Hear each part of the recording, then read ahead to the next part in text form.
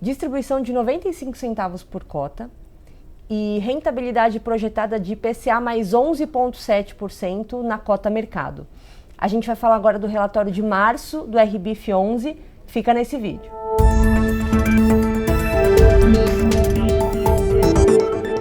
Bom, pessoal, estou aqui com o Evandro Butini, que é nosso gestor de crédito aqui da Rio Bravo. Evandro, vamos falar um pouquinho do relatório de março, já falando um pouco da DRE, porque a gente teve um movimento diferente do que a gente vê de ordinário aqui. Então, a gente teve uma linha de debêntures maior e uma marcação a mercado que, enfim, reverteu esse mesmo resultado positivo. No final do dia, a gente teve ali o resultado por cota de 0,68 centavos. Explica pra gente o que aconteceu nesse resultado de março. Tá bom. A gente fez um evento societário no fundo. Os fundos de infra, quando a gente vai fazer uma nova emissão num fundo, né, listado de infra, diferente dos fundos imobiliários, onde a gente chama dinheiro para o mesmo fundo, para o mesmo CNPJ. Por causa das regras de enquadramento da Lei 2431, a gente cria uma nova entidade para tirar vantagem dessa escadinha que a gente tem até se enquadrar, chama o dinheiro nessa caixinha aqui, né, nesse novo CNPJ, que está dentro do fundo listado, as pessoas não percebem nada, não tem nenhuma diferença, é tudo compartilhado, não importa se o cotista entrou na primeira, na segunda ou na terceira emissão. E aí a gente chegou na maturidade dos fundos que a gente tinha, né? Todos já estavam já no limite de 85% que a gente tinha que ter. Então, para simplificar e baratear também a vida do cotista, tem alguns custos fixos, né, por fundo, a gente juntou todos eles em um só, e isso gera alguns lançamentos contábeis, como você falou aí na DRE. Então, teve uma receita muito grande de debêntures, mas uma marcação a mercado muito grande para baixo. Foi, enfim, um jeito ali da gente conseguir compatibilizar esse evento contábil societário do fundo. E quando você fala escadinha, porque quando a gente lança o fundo, a gente está zerado, né, em debêntures incentivados e temos que chegar até 85% em 2 anos. Em um prazo, boa, tá bom. Então, quando a gente fala do mês de março, até a gente comenta um pouco isso no relatório, no comentário, que foi aumento dos spreads desses títulos no mercado. Então, a gente tem alguns ângulos para olhar isso, né? Então, no final do dia, a gente está olhando um spread maior, talvez como ponto de entrada seja melhor. Ao mesmo passo, a gente está vendo ali um preço que pode ser uma reprecificação, né? Não necessariamente um fundamento daquele papel. Explica um pouco para a gente como que funciona essa dinâmica. Esse mercado também está complexo, é um mercado de muita volatilidade, porque os prazos são longos e é tudo indexado a IPCA, né? Então é muito volátil a marcação a mercado desses ativos, especialmente no fundo como o RBIF, que não faz hedge, né? A gente faz hedge só em situações muito excepcionais. Então tem a volatilidade já da NTN-B, né? Da curva de juros real, que tem sido grande em parte por causa da guerra.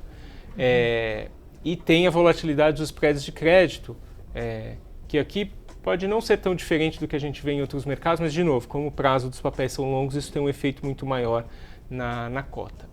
O que a gente está vendo nos spreads, a gente teve um ano passado excepcional, um fechamento muito grande dos spreads, até atingir um mínimo, não vou lembrar exatamente o mês, mas o segundo semestre do ano passado.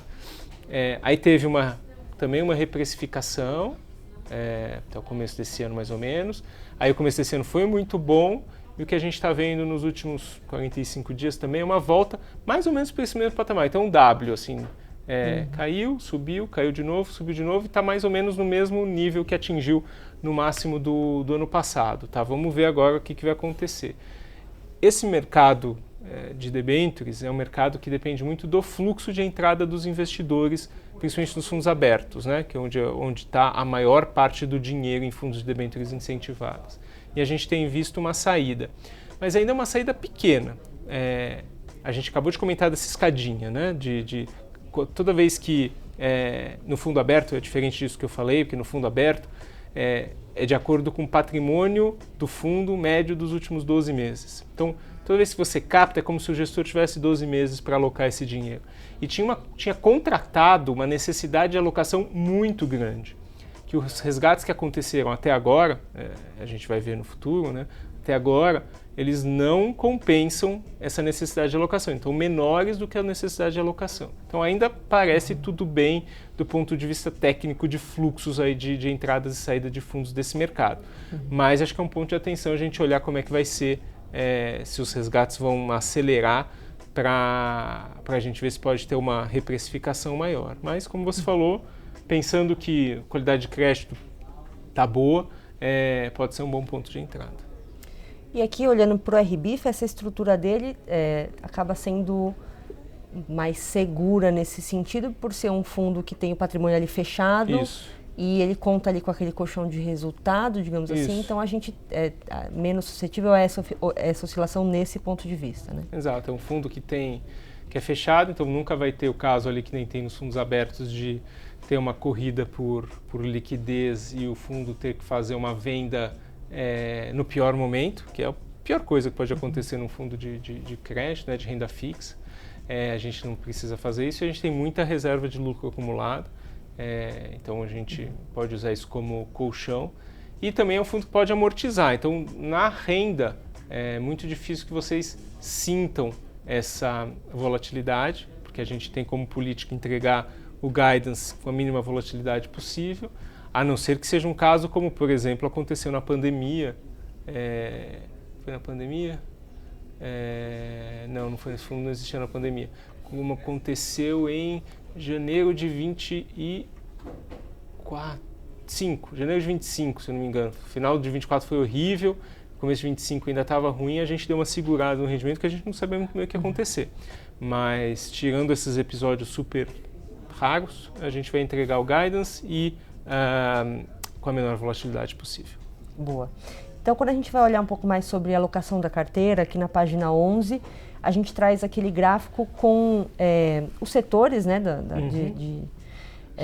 de atuação da nossa carteira aqui. Acho que é interessante a gente ver que o principal movimento aqui de um mês para o outro foi, acho que uma redução aqui em saneamento, contrapartida um aumento da exposição aqui em energia elétrica, em geração térmica, né? Comenta um pouco como que foi essa visão de portfólio em março. O mercado também, por causa dessa volatilidade, está dando oportunidade a algumas coisas que a gente aproveita. Acho que essa é a principal coisa. O mercado também, aí falando mais dos fundamentos do mercado de infra, né, dos setores diferentes de infraestrutura, especialmente dentro da energia tem acontecido muita coisa.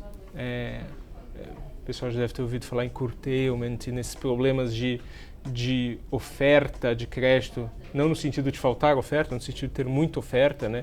Então tem, hoje em dia, uma usina hídrica vale muito mais do que uma usina solar, por exemplo, porque a energia solar existe quando tem sol.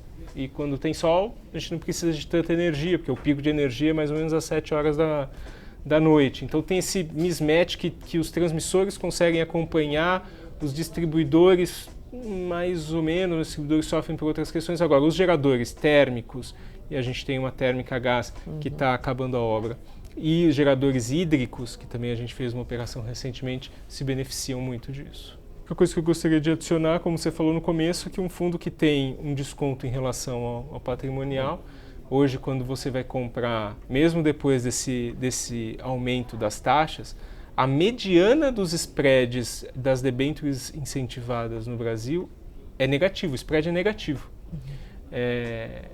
por várias razões.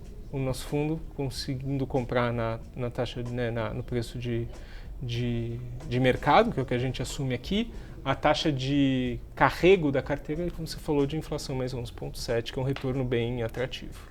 Ou seja, né, então, só para o pessoal conseguir localizar aqui na página de destaque, a gente traz a cota patrimonial, aqui perto de R$90 por cota, e a cota no secundário, ela está mais para R$79 por cota. Então, justamente esse carrego que vocês olham aqui, PCA mais 9,5, você patrimonial. Na patrimonial. Então, quando você compra ali mais barato no mercado secundário, você está comprando esse carrego mais barato. Então, você está comprando mais taxa, né? É aí que está essa equivalência de PCA mais 11,7 que a gente comentou. Então, para quem olha o longo prazo, é uma oportunidade de quase que esse ganho duplo, né? De a outra coisa de adicionar tem a volatilidade da marcação, né? IPCA tem essa característica porque tem. Agora, o carrego o IPCA no mês a mês, em parte por causa da guerra, em parte por outras razões, tem subido. Então isso também vai refletir na carteira, né? Especialmente quando a gente recebe esse caixa das operações, vai ter esse efeito do IPCA que subiu bastante já esse ano